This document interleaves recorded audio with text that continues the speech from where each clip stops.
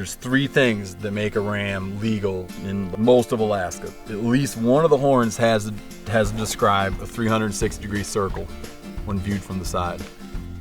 And you can see on this guy that it comes up and you look. Now, you can't have it be like this. You got to find where it's a perfect circle. Does this come back up and meet the base of that horn? So in that way, this guy's got it. The other thing that makes a ram legal is if they've got 2 broomed or broken horns, they become legal. Not 1, but 2. So broomed is a term often for like that horn comes around and gets in his peripheral vision, and they'll start abrading it. Or, I mean, this guy, I don't know if he snapped. I mean, who knows? It's not got a polish. Yeah. This side is like a polished off. Yeah, he's grinding, rubbed and rounded.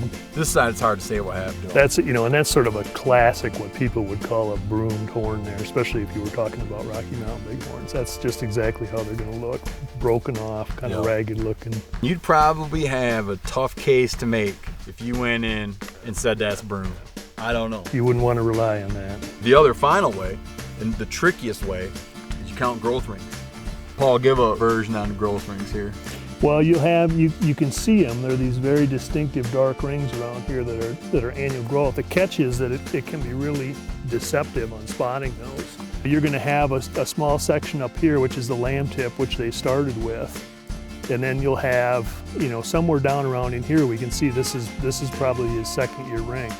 This is 2 to 3 here, and then 3 to 4 here, and it kind of gets progressively a little bit shorter as you come around because these horns become more massive. But see, look on this side here, Steve. This is the kind of thing that someone might, if you were looking with a spotting scope, you might think that's an annual ring. It's kind of a distinctive groove.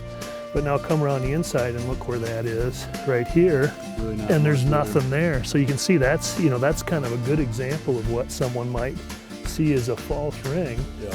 And if you were trying to score this ram with a spotting scope, that would throw you right there. If you counted that as a ring, you'd be in trouble because that's actually not a growth ring. That actual ring is up here. Sometimes people say that you'll see a real bad year, a bad weather year. You'll get rings, but there's barely any space because he just was hammered and had an unhealthy year. Other thing, it's an imperfect science because the last time I was sheep hunting, Danny killed very clearly full curl rams. So he was fine because on the curl. One biologist said that's sheep 7. One guy came in for a second opinion and he said that's 8. And these guys just left it at a draw. Yeah. They're like, it's an imperfect science. Well, that's really the least reliable way of doing it, is trying to count those rings. Yeah. It's stressful, man.